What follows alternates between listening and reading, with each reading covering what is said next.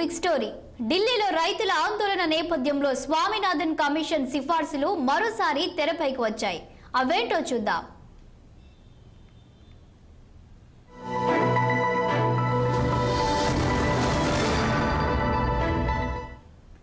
దేశంలో ఇప్పుడు అంతా మాట్లాడుతున్నది స్వామినాథన్ కమిషన్ సిఫారసుల గురించే. ఈ సిఫారసులు కొత్తవేం కాదు, సరిగ్గా 20 ఏళ్ల క్రితం నాటివి. 2004 నుంచి 2006 మధ్యకాలంలో స్వామినాథన్ కమిషన్ అనేక సిఫారసులు చేసింది. అవన్నీ ఇప్పుడు తెరపైకి వస్తున్నాయి. కమిషన్ అప్పుడెప్పుడు 2 దశాబ్దాల క్రితమే సిఫారసులు చేస్తే ఇప్పటి వరకు అవెందుకు అమలు కాలేదు అనే సందేహం రాక మానదు. ప్రస్తుతం వరుసగా 10 ఏళ్లుగా బీజేపీ అధికారంలో ఉంది. సరే, మరి కాంగ్రెస్ పాలనలో ఆ పార్టీ సిఫారసుల గురించి ఏం చేసిందో కూడా తెలుసుకోవాలి.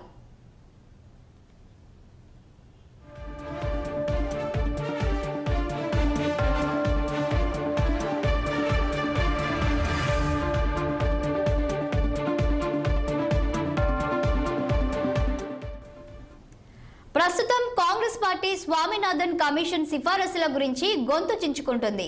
స్వామినాథన్ పేరు చెబితేనే కాంగ్రెస్ నాయకులు మైకుల ముందు ఆవేశంగా ఊగిపోతున్నారు. మంచిదే, మరి ఇదే కాంగ్రెస్ పార్టీ తాను అధికారంలో ఉన్నప్పుడు మాత్రం స్వామినాథన్ కమిషన్ సిఫారసులను వ్యతిరేకించింది. వాటిని అమలు చేసేందుకు నిరాకరించింది. అంతేకాదు, వాటిని అమలు చేస్తే దేశం అల్లకల్లోలం అవుతుంది అని కూడా చెప్పింది. ఇంతగా స్వామినాథన్ కమిషన్ సిఫారసులను వ్యతిరేకించిన కాంగ్రెస్ పార్టీ ఇప్పుడెందుకు ఒక్కసారిగా స్వామినాథన్ జపం చేస్తుందో అన్నది కూడా ఆసక్తిదాయకంగా మారుతుంది. విధాన నిర్ణయాలపై యూటర్న్ తీసుకోవడం కాంగ్రెస్ కు దశాబ్దాలుగా ఒక అలవాటుగా మారింది. ఈ సిఫారసుల విషయంలోనూ అలానే జరిగింది. తాను అధికారంలో ఉన్నప్పుడు ఒక మాట, అధికారంలో లేనప్పుడు మరో మాట. ఇదే కాంగ్రెస్ బాటగా మారింది.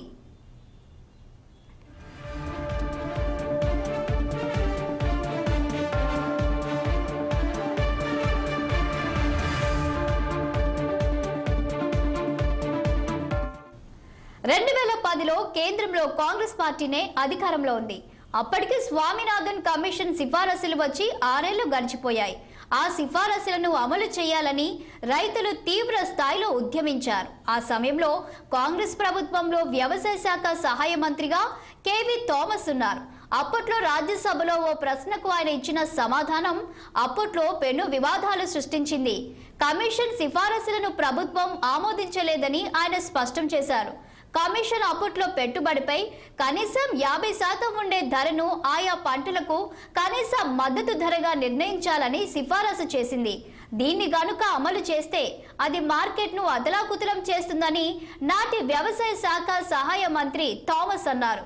కనీస మద్దతు ధర, ఉత్పత్తి వ్యయం మధ్య సంబంధం ఏర్పరిస్తే అది కొన్ని సందర్భాల్లో ప్రతికూల ఫలితాలనిస్తుందని మంత్రి అన్నారు. ఈ ప్రశ్న వేసింది బీజేపీ సభ్యుడు ప్రకాష్ జవదేకర్ కావడం విశేషం. ఇప్పటి విషయానికి వస్తే నేడు విపక్షంలో ఉన్న కాంగ్రెస్ పార్టీ కనీస మద్దతు ధరకు డిమాండ్ చేస్తుంది. మరోవైపున గతంలో మద్దతు ధరను సపోర్ట్ చేసిన బీజేపీ నేడు దాన్ని వ్యతిరేకిస్తోంది.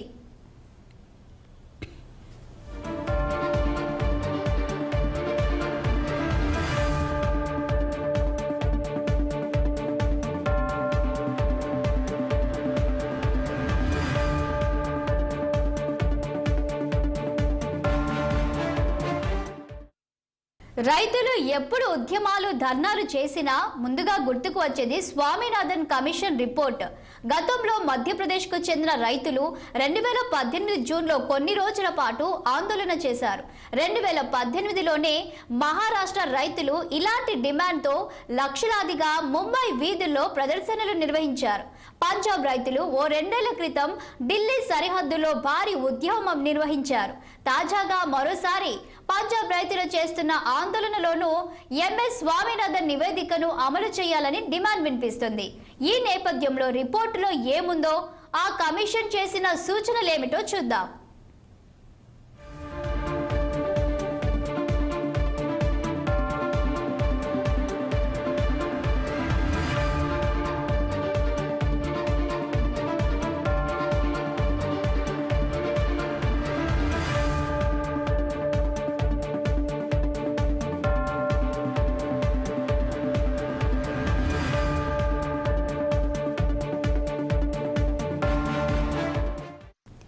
మెరుగైన కనీస మద్దతు ధర, విపత్తుల సమయంలో వ్యవసాయ రుణాల మాఫీ, దెబ్బతిన్న పంటలకు అధిక పరిహారం వంటి విషయాలకు ఎంఎస్ స్వామినాథన్ నివేదిక పూర్తిగా మద్దతు ఇస్తుంది. 2004 నవంబర్ 18న భారత ప్రభుత్వం జాతీయ రైతుల కమిషన్ను ఏర్పాటు చేసింది. ఎంఎస్ స్వామినాథన్ దాన్ని చైర్మన్ గా వ్యవహరించారు. వ్యవసాయ రంగంలో సుస్థిరత కోసం ఒక వ్యవస్థను తీసుకురావడం, వ్యవసాయాన్ని మరింత లాభదాయకంగా మార్చడం ఈ కమిషన్ ప్రధాన లక్ష్యం. రుణ సదుపాయాల కల్పన, ఇతర మార్కెటింగ్ దశలపై చర్యలను ఈ కమిషన్ అధ్యయనం చేసింది. స్వామినాథన్ కమిషన్ డిసెంబర్ 2004, అక్టోబర్ 2006 మధ్య 5 నివేదికలను సమర్పించింది. వాటిలో ఎన్నో సిఫారసులను వివిధ ప్రభుత్వాలు దశల వారీగా అమలు చేశాయి.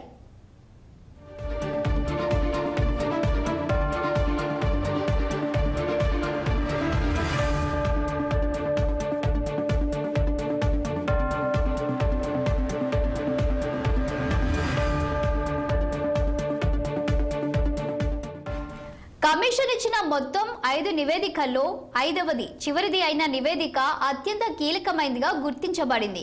అందుకే ఈ సిఫారసులను పూర్తి స్థాయిలో అమలు చేయాలని రైతులు కోరుతున్నారు.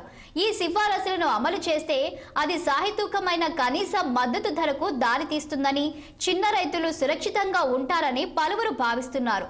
కమిషన్ చేసిన కొన్ని ప్రధాన పరిశీలనలలో రైతులకు వ్యవసాయ ప్రాథమిక వనరులపై హామీ ఇవ్వడం, నియంత్రణ చేయడం లాంటి అంశాలున్నాయి. వీటిలో భూమి, నీరు, ఎరువులు, పురుగుల మందులు, క్రెడిట్, పంటల బీమా తదితరాలున్నాయి. వ్యవసాయ సాంకేతిక పరిజ్ఞానం, మార్కెట్ల పరిజ్ఞానం కూడా కీలకంగా ఉన్నాయి. ప్రభుత్వాలు సమస్యల మూలాల్లోకి వెళ్లకుండా తాత్కాలిక విధానాలు అనుసరించడం, ప్రజాకర్షక పథకాలు ప్రకటించడంతోనే సరిపుచ్చుతూ వచ్చాయి. అందుకే కనీస మద్దతు ధరకు చట్టబద్ధత అనేది ఎక్కడా కనిపించకుండా పోయింది.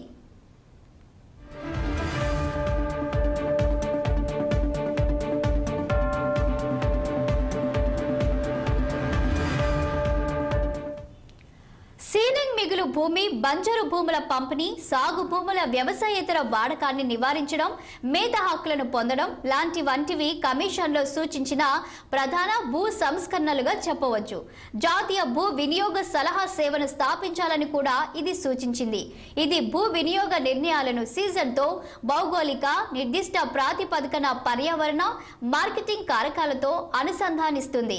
నీటి పారుదల వనరులను సంస్కరించడం, రైతుల మధ్య నీళ్ల పంపిణీపై కూడా కమిషన్ తన సిఫారసులను చేసింది.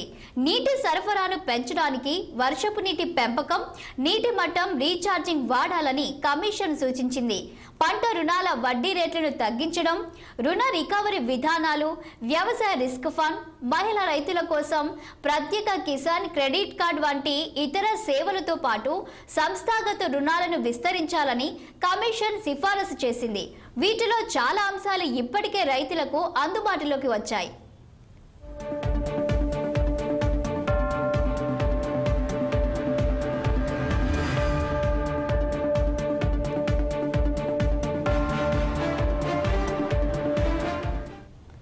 పెరుగుతున్న రైతు ఆత్మహత్యలను పరిష్కరించడానికి గ్రామీణ ప్రాంతాల్లోని ప్రాథమిక ఆరోగ్య కేంద్రాల్లో సరసమైన ఆరోగ్య బీమా కీలకమైన సిఫారసులలో ఒకటి.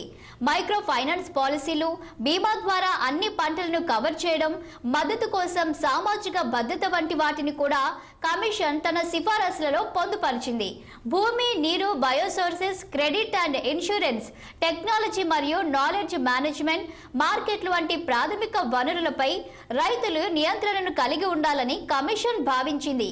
కాలక్రమేణా సార్వత్రిక ఆహార భద్రత లక్ష్యం వైపు వెళ్లడానికి దేశంలో ఆహారం, పోషకాహార భద్రత కోసం మధ్యస్థ కాల వ్యూహం అమలు చేయాలని స్వామినాథన్ కమిషన్ సూచించింది. వీటిలో ఎన్నో అంశాలను ప్రభుత్వాలు ఇప్పటికే పరిష్కరించగలిగాయి.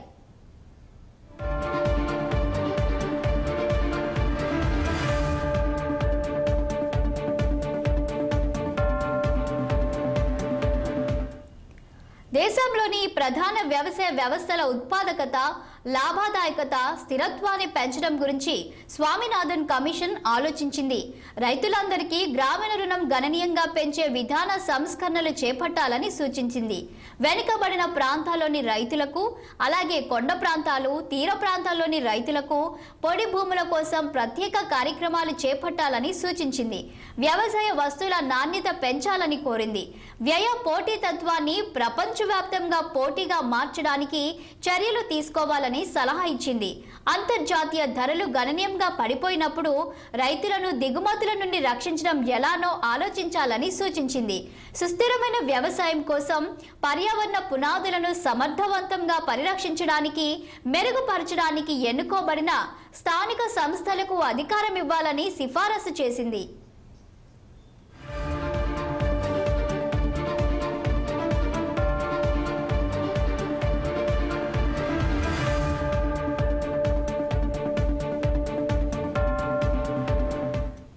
స్వామినాథన్ కమిషన్ చేసిన ఇతర సూచనల్లో ముఖ్యమైనవి: పేదవారిని చేరుకోవడానికి అధికారిక క్రెడిట్ వ్యవస్థను విస్తరించాలి. ప్రభుత్వ సహకారంతో పంట రుణాల వడ్డీ రేటును 4% తగ్గించాలి. సంస్థాగత వనరుల నుండి రుణాలు అందించాలి. రైతు ఆత్మహత్యలు అధికంగా జరిగే ప్రాంతాల్లో విపత్తుల సమయంలో రైతులు కోలుకునే వరకు రుణ రికవరీపై తాత్కాలిక నిషేధం. ప్రకృతి వైపరీత్యాల తరువాత రైతులకు ఉపశమనం కలిగించడానికి వ్యవసాయ ప్రమాద నిధిని ఏర్పాటు. మహిళా రైతులకు కిసాన్ క్రెడిట్ కార్డులు, ఇంటిగ్రేటెడ్ క్రెడిట్ కమ్ క్రాప్ పశువుల మానవ ఆరోగ్య బీమా ప్యాకేజీ, తక్కువ ప్రీమియాలతో దేశవ్యాప్తంగా అన్ని పంటలను కవర్ చేయడానికి పంట బీమా రక్షణ విస్తరణ, అభివృద్ధి పనులను చేపట్టడానికి గ్రామీణ బీమా అభివృద్ధిని సృష్టించడమని చెప్పారు.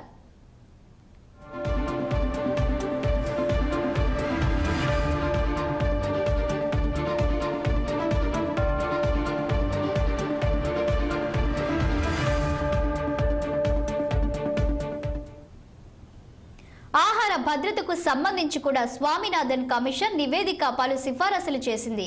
సార్వత్రిక ప్రజా పంపిణీ వ్యవస్థను అమలు చేయాలి.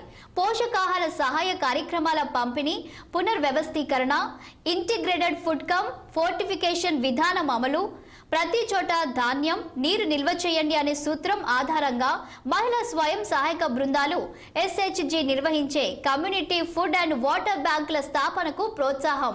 వ్యవసాయ సంస్థల ఉత్పాదకత, నాణ్యత, లాభదాయకతను మెరుగుపరచడం. గ్రామీణ వ్యవసాయేతర జీవనోపాధి కార్యక్రమాల నిర్వహణ.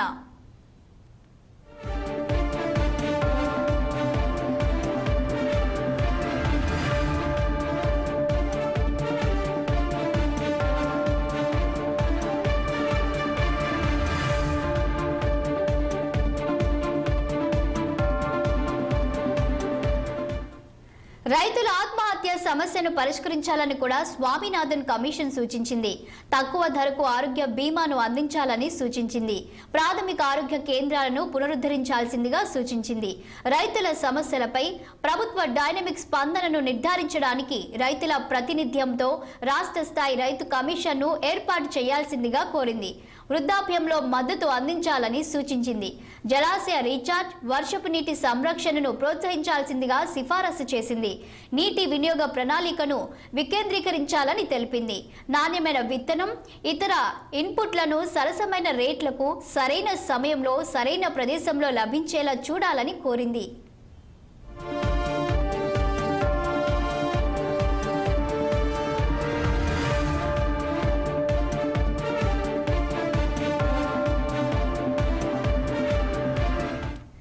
రైతులకు ఆధునిక టెక్నాలజీని అందించడంపై కూడా స్వామినాథన్ కమిషన్ దృష్టి పెట్టింది. తక్కువ ముప్పు, తక్కువ ఖర్చుతో కూడిన సాంకేతిక పరిజ్ఞానాన్ని అందించాల్సిందిగా సిఫారసు చేసింది. ధరల హెచ్చుతగ్గుల నుండి రైతులను రక్షించడానికి ధర స్థిరీకరణ నిధిని ఏర్పాటు చేయాలని సూచించింది. అంతర్జాతీయ ధరల నుండి రైతులను రక్షించడానికి దిగుమతి సుంకాలపై వేగంగా చర్యలు తీసుకోవడం అవసరమని తెలియజేసింది. రైతుల ఆత్మహత్యలు అధికంగా జరిగే ప్రాంతాల్లో హాట్స్పాట్లలో గ్రామ జ్ఞాన కేంద్రాలు VKC లేదా జ్ఞాన్ చౌపాల్స్ ను ఏర్పాటు చేయాల్సిందిగా సూచించింది. ఇవి వ్యవసాయేతర జీవనోపాధి సంబంధిత అన్ని అంశాలపై డైనమిక్ డిమాండ్ ఆధారిత సమాచారాన్ని అందిస్తాయి. మార్గదర్శక కేంద్రాలుగా కూడా పనిచేస్తాయి. ఆత్మహత్య ప్రవర్తన ప్రారంభ సంకేతాలను ప్రజలు గుర్తించేలా చేయడానికి ప్రజలలో అవగాహన పెంచాలని కూడా స్వామినాథన్ కమిషన్ సూచించింది.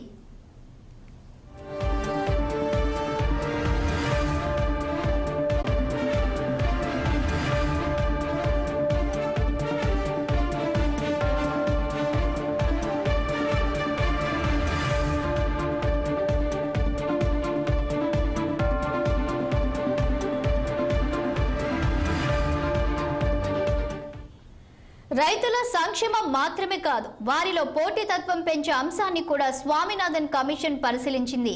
చిన్న కమతాలు ఉన్న రైతుల్లో వ్యవసాయ పోటీతత్వాన్ని పెంచడం అత్యవసరమని పేర్కొంది. విక్రయించదగిన మిగులును పెంచడానికి చర్యలు తీసుకోవాలంది. ఉత్పాదకత మెరుగుదల భరోసా ఇవ్వాలంది. గిట్టుబాటు ధర అందించే మార్కెటింగ్ అవకాశాలతో చిన్న రైతులకు అనుసంధానం ఉండాలని చెప్పింది. సంస్థాగత మద్దతును పెంచడానికి చర్యలు తీసుకోవాలంది.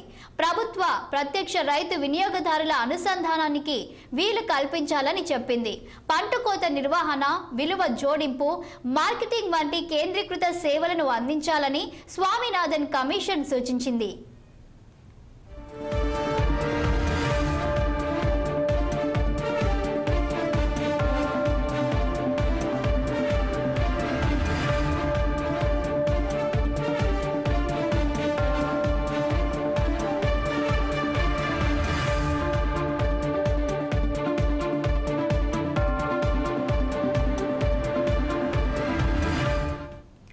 స్వామినాథన్ కమిషన్ చేసిన సూచనల్లో అత్యంత ముఖ్యమైంది, ఇప్పటి వరకు అమల్లోకి రాకుండా ఉన్నది, నేడు రైతులు డిమాండ్ చేస్తుంది కనీస మద్దతు ధర. ప్రస్తుతం ఇది వరి, గోధుమ వంటి కొన్ని పంటలకు మాత్రమే అమల్లో ఉంది. అలా కాకుండా ఇతర పంటలకు కూడా కనీస మద్దతు ధర ప్రకటించాల్సిందని అవసరం ఉంది. అంతేకాకుండా చిరు ధాన్యాలను కూడా శాశ్వతంగా ప్రజా పంపిణీ వ్యవస్థలో చేర్చాలని స్వామినాథన్ కమిషన్ సూచించింది. ఇక్కడ ముఖ్యమైన అంశం కనీస మద్దతు ధర సగటు ఉత్పత్తి వ్యయం కంటే కనీసం 50% ఎక్కువగా ఉండాలి. అప్పట్లో కాంగ్రెస్ ప్రభుత్వం వ్యతిరేకించింది. ఇప్పుడు బీజేపీ ప్రభుత్వం వ్యతిరేకిస్తున్నది కూడా ఈ అంశమే. మరోవైపున రైతులు పట్టుబడుతున్నది కూడా ఇదే అంశం.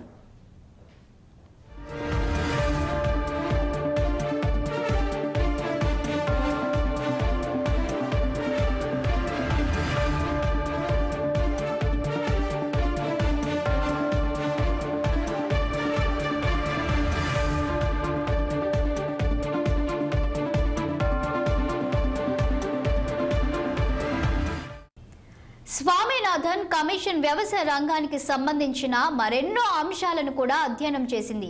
వ్యవసాయ ఉత్పత్తుల మార్కెటింగ్, నిల్వ, ప్రాసెసింగ్ కు సంబంధించిన రాష్ట్ర వ్యవసాయ ఉత్పత్తి మార్కెటింగ్ కమిటీ చట్టాలు, స్థానిక ఉత్పత్తుల కోసం దేశీయ, అంతర్జాతీయ మార్కెట్ల గ్రేడింగ్, బ్రాండింగ్, ప్యాకేజింగ్ ని ప్రోత్సహించాలని సూచించింది. భారతదేశంలో నెమ్మదిగా అయినా సరే శ్రామిక శక్తిలో నిర్మాణాత్మక మార్పు చోటు చేసుకుంటుంది. 1961లో వ్యవసాయంలో శ్రామిక శక్తి శాతం 75.9%గా ఉండింది. 1999-2000లో ఈ సంఖ్య 59.9%కి తగ్గింది. ఆ తరువాతి కాలంలో ఇది మరింతగా తగ్గింది. కానీ వ్యవసాయం ఇప్పటికీ గ్రామీణ ప్రాంతాల్లో ఎక్కువ ఉపాధిని అందిస్తుంది. దాన్ని మరింత పెంచాల్సిన అవసరం ఉంది. భారతదేశంలో మొత్తం ఉపాధి వ్యూహం 2 అంశాలను సాధించడానికి ప్రయత్నించాలి. మొదటిది ఉత్పాదక ఉపాధి అవకాశాలను సృష్టించడం, రెండవది అనేక రంగాలలో ఉపాధి యొక్క నాణ్యతను మెరుగుపరచడం. మెరుగైన ఉత్పాదకత ద్వారా నిజమైన వేతనాలు పెరుగుతాయి.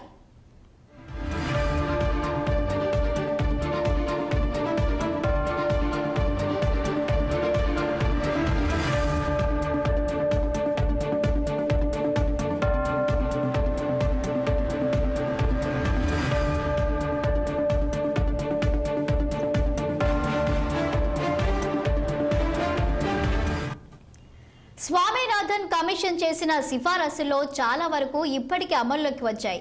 అమల్లోకి రాని వాటిలో ముఖ్యమైనది కనీస మద్దతు ధర. ఇప్పుడు రైతు సంఘాలు పట్టుబడుతున్న వాటిలో కూడా ఇదే అంశం ముఖ్యమైనది. వీటితో పాటు మరికొన్ని డిమాండ్లను కూడా రైతు సంఘాలు తెరపైకి తీసుకువచ్చాయి.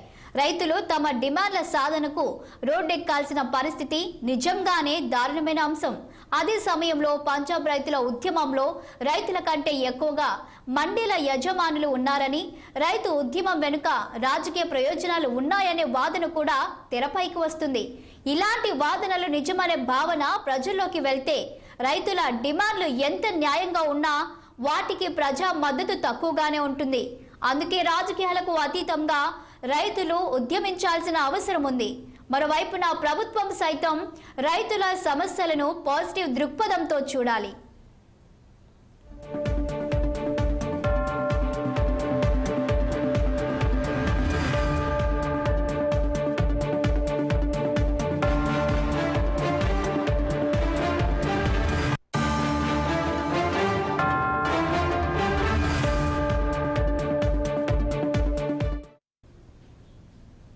ఇదే వాళ్ళ బిగ్ స్టోరీ. మరో ఎపిసోడ్లో మళ్ళీ కలుద్దాం. చూస్తూనే ఉండండి 6 టీవీ, సామాన్యుడి ఆరో ప్రాణం.